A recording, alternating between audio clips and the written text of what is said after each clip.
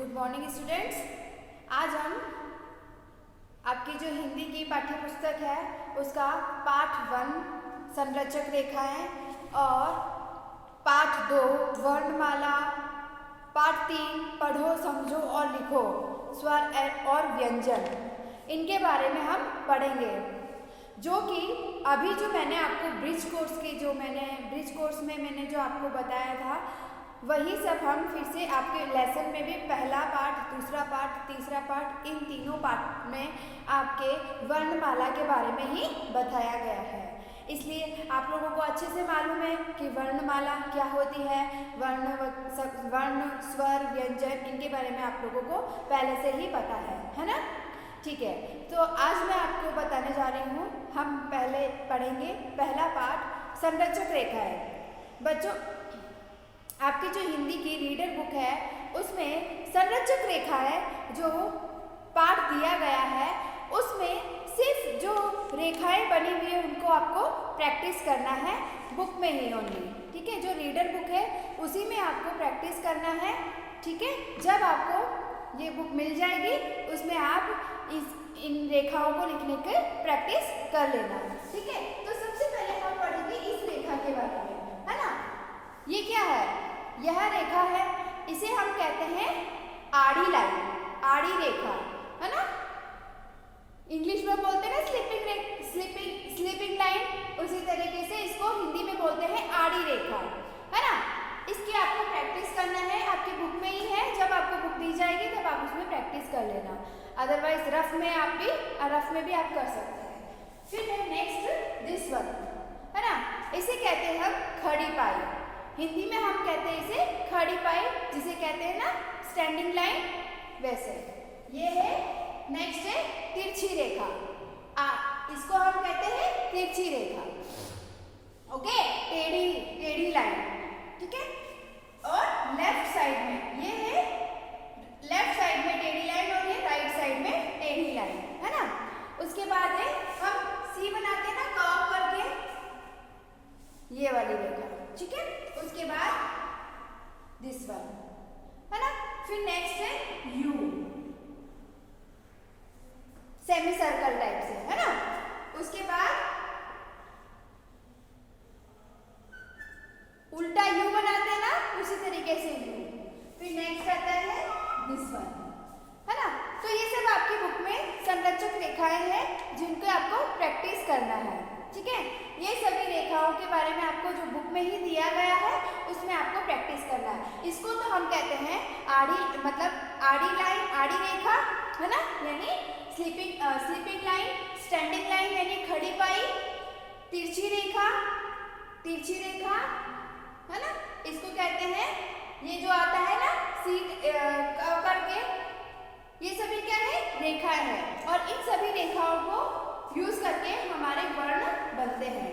ठीक है, तो आप लोगों को इनकी प्रैक्टिस करनी है घर पर, ओके। फिर आता है आपका पाठ 2 वर्णमाला। आपके पाठ 2 है वर्णमाला। वर्णमाला किसे कहते हैं? आपको मैंने बताया था ना ब्रिज कोर्स में, जब मैंने बताया था तब आपको मैंने बताया था ना, है ना। तो वर्णमाला की परिभाषा क्या है? वर्णों के सार्थक समूह को वर्णमाला कहते हैं। Very good. सो वर्णों के सार्थक समूह को वर्णमाला कहते हैं। वर्ण किसे कहते हैं? मुंह से निकलने वाली वह सार्थक ध्वनि जिसके हम और टुकड़े नहीं कर सकते उसे हम वर्ण कहते हैं, है ना। सो वर्ण कितने प्रकार के होते हैं? 2 प्रकार के होते हैं। वर्णमाला में वर्ण 2 प्रकार के होते हैं, स्वर और व्यंजन। ठीक है, वर्णमाला में अयोगवाह भी होते हैं लेकिन उनको वर्ण के प्रकार में नहीं लिखते हैं।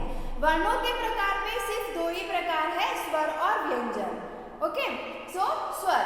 तो सबसे पहले हम जब वर्णमाला लिखते हैं तो उसमें हम सबसे पहले स्वर को लिखते हैं। स्वर में पहले आता है अ। कितने होते हैं स्वर? आप लोगों को मालूम है ना। कुल स्वरों की संख्या कितनी होती है? 11 होती है, लेकिन स्वरों के साथ हम अयोगवाह भी लिखते हैं, लेकिन वो स्वर नहीं है।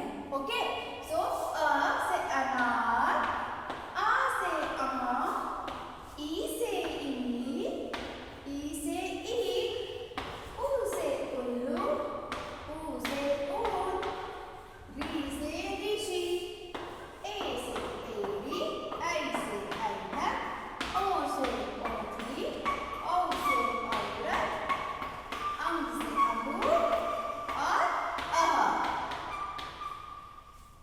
तो ये सभी क्या है? स्वर है ना। तो कुल स्वरों की संख्या होती है अ टू औ। अ टू औ स्वर होते हैं और ये दो जो है वो होते हैं अयोगवाह। क्या होते हैं ये? अयोगवाह, है ना। हम इनको स्वरों के साथ ही लिखते हैं, लेकिन ये होते हैं अयोगवाह। ठीक है। सो स्वर कितने होते हैं? कुल स्वरों की संख्या कितनी होती है? 11 होती है, अ टू औ, है ना। उसके बाद आता है व्यंजन। हम स्वर लिखने के बाद व्यंजन लिखते हैं, जो कुल व्यंजन की संख्या होती है 33। हिंदी वर्णमाला में कुल व्यंजनों की संख्या कितनी होती है? 33 होती है। और व्यंजन किसे कहते हैं? स्वर किसे कहते हैं? स्वतंत्र रूप से उच्चारित होने वाले वर्णों को स्वर कहा जाता है, यानी जिनको उच्चारण करने में किसी अन्य वर्णों की सहायता नहीं लेनी पड़ती है, उन्हें हम क्या कहते हैं? स्वर कहते हैं। ठीक है। उसी प्रकार से व्यंजन, व्यंजन की परिभाषा होती है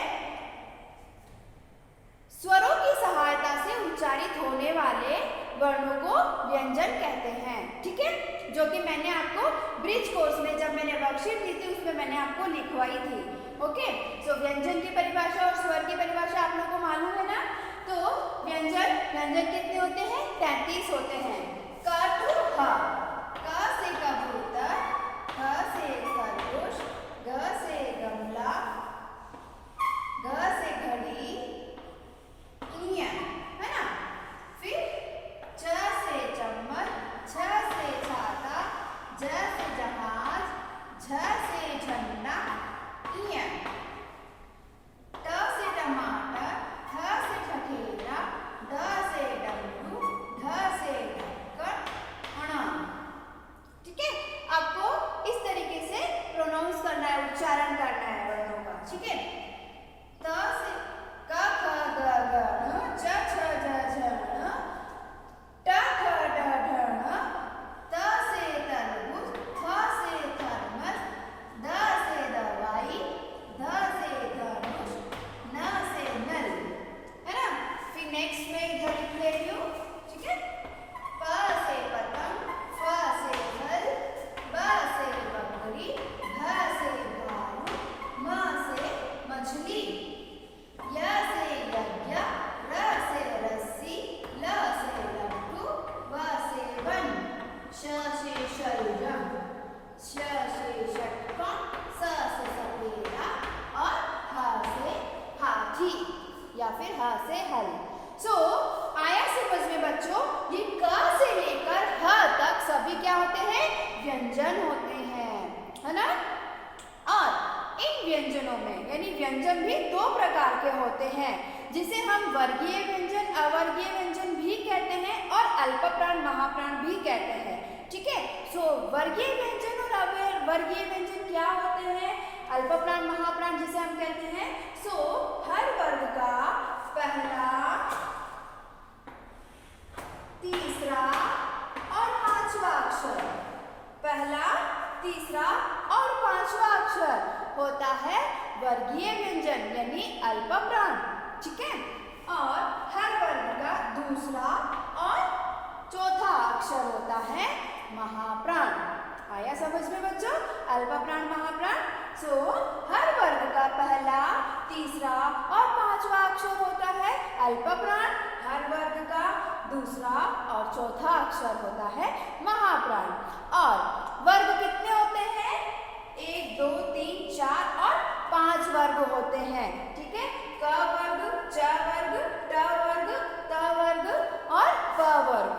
ठीक है। सो ये तो होते हैं हमारे वर्गीय और अवर्गीय व्यंजन। ओके। सो कितने हुए? 33 व्यंजन होते हैं। ठीक है, तो ये तो होते हैं 33 व्यंजन। और दो अन्य व्यंजन भी होते हैं जिनको हम ट वर्ग के साथ में लिखते हैं। ठीक है, जब हम ट वर्ग लिखेंगे तब हम थोड़ा सा साइड में उधर हम लिखेंगे अन्य व्यंजन भी। कौन कौन से होते हैं अन्य व्यंजन? ड, ड, ड़ और ढ, ये क्या है? अन्य व्यंजन है। ठीक है, और इनके अलावा 4 संयुक्ताक्षर भी होते हैं, है ना, संयुक्त व्यंजन, है ना, 4 संयुक्त व्यंजन भी होते हैं। कौन कौन से होते हैं? श, त्र, य और श्र। ये सभी क्या है? संयुक्त व्यंजन है। ये क्या है? संयुक्त व्यंजन। ओके, तो संयुक्त व्यंजन किसे कहते हैं बच्चों? जो व्यंजन दो व्यंजनों से मिलकर बना होता है उसे हम कहते हैं संयुक्त व्यंजन। अंडरस्टूड? सो संयुक्त व्यंजन की परिभाषा क्या होगी? जो व्यंजन दो व्यंजनों से मिलकर बना हुआ होता है उसे हम संयुक्त व्यंजन कहते हैं। ओके, सो ये तो हुई हमारी पूरी वर्णमाला। इन सभी को मिलाकर हमारी वर्णमाला में कुल वर्णों की संख्या होती है 52। कितनी होती है? 52, है ना। कुल वर्णों की संख्या कितनी हुई? 52। 11 स्वर, 33 व्यंजन, 2 अन्य व्यंजन और 4 संयुक्त व्यंजन। इन सभी को मिलाकर हमारी पूरी वर्णमाला बनती है ना, जिसे हम कहते हैं वर्णमाला, यानी वर्णों के समूह को वर्णमाला कहते हैं। आया समझ में? तो ये तो आपका पूरा वर्णमाला है, जो कि मैं आपको 2 बार समझा चुकी हूँ ऑलरेडी, है ना। ब्रिज कोर्स में भी हमने सेम थिंग यही हमने पढ़ी थी, इसलिए आपको बहुत अच्छे से समझ में आ गया होगा, है ना, क्योंकि मैंने आपको ये 2 बार आपको ऑलरेडी समझा दिया। ब्रिज कोर्स में भी समझा दिया और फिर से भी आपके लेसन भी हैं। आपके हिंदी की जो पुस्तक है उसमें सेकंड लेसन है, उसका नाम वर्णमाला ही है और इसमें सारे वर्ण व्यंजन वर्णमाला के बारे में बताया गया है। ठीक है, तो आपको जो आपकी हिंदी की पुस्तक है उसमें ये है, इस तरीके से आपको इसको पूरा प्रैक्टिस करना है लिखने का बुक के अंदर ही। ठीक है, ये पूरा यहाँ से श्र तक, यानी पूरा आपको ये वर्णमाला पूरा फिल करना है। ओके, उसके बाद नेक्स्ट लेसन आ जाता है बच्चों आपका पढ़ो, समझो और लिखो। इसके अंदर कुछ नहीं है बच्चों, जो वर्णमाला जो है उसके बारे में आपको बताया गया है कि पढ़ो, समझो और लिखो। तो इसमें क्या करना है? आपको पढ़ना है, समझना है और उसको लिखना है। लिखने का प्रैक्टिस आपको करनी है, जो आपकी बुक में दिया गया है वर्णमाला के बारे में। ठीक है, तो मैं आपको इसके बारे में बताती हूँ। ठीक है, सो बुक में दिया गया है, पहला है अ से अनार। हम इसे क्या कहेंगे? ये क्या है? अ से अनार। ठीक है, क्या बोलेंगे हम? अ से अनार, अ से अमरूद यानी पोमोग्रेनेट एंड गवावा। ओके, फिर नेक्स्ट है आ से आम, है ना, यानी मैंगो। और आपकी बुक में लिखा हुआ है आ से आग यानी फायर। ओके, ई से इमली, है ना, फर्स्ट ई, है ना, उसे हम कहेंगे इमली। ई से इंजन भी होता है, ट्रेन का इंजन देखा है ना आपने, वही इंजन। ई से ईख, शुगर केन, है ना। ऊ से उल्लू, आउल। ऊ से ऊन यानी वुल। और री से ऋषि, ऋषि का मतलब होता है सेज। ए से एडी यानी हील्स। ऐ से ऐनक। ओ से ओखली। औ से औरत। अंग से अंगूर। अह। क से कबूतर। ख से खरगोश। ग से गमला। घ से घर, च से चम्मच स्पून, छ से छतरी अम्ब्रेला, झ से जहाज यानी शिप, झ से झंडा यानी फ्लैग, ट से टमाटर टोमेटो, ठ से ठठेरा यानी इसे हम वो बर्तन बनाते हैं ना उसको क्या कहते हैं, आयरन स्मिथ। ड से डमरू, ढ से ढक्कन, त से तरबूज, थ से थर्मस, द से दवात यानी इंक, थर्मस यानी फ्लास्क, तरबूज वाटरमेलन, ढक्कन का मतलब होता है लीड, ध से धनुष, न से नल, प से पतंग, फ से फल, ब से बतख, भ से भालू, म से मछली, य से यज्ञ, र से रथ, ल से लट्टू, व से वक, श से शलजम, श से षटकोण, स से सपेरा, ह से हाथी, क्ष से क्षत्रिय, त्रि से त्रिशूल, ज्ञ से ज्ञानी, और यह है ड और ढ, है ना, ड और ढ अन्य व्यंजन, है ना। सो ये सब हमारी क्या है, पूरी वर्णमाला है जो कि आपके बुक में दिया गया है, ठीक है। सो आपको क्या करना है, इसको पढ़ना है, समझना है और लिखने की प्रैक्टिस आपको करनी है, ठीक है। सो आपको होमवर्क में ये पूरी अ से लेकर जो पूरी वर्णमाला है वो आपको विथ मीनिंग आपको लिखनी है, ठीक है। मैं आपको PDF में सेंड करूँगी वैसे भी।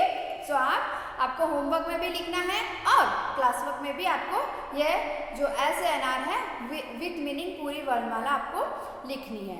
Okay, thank you.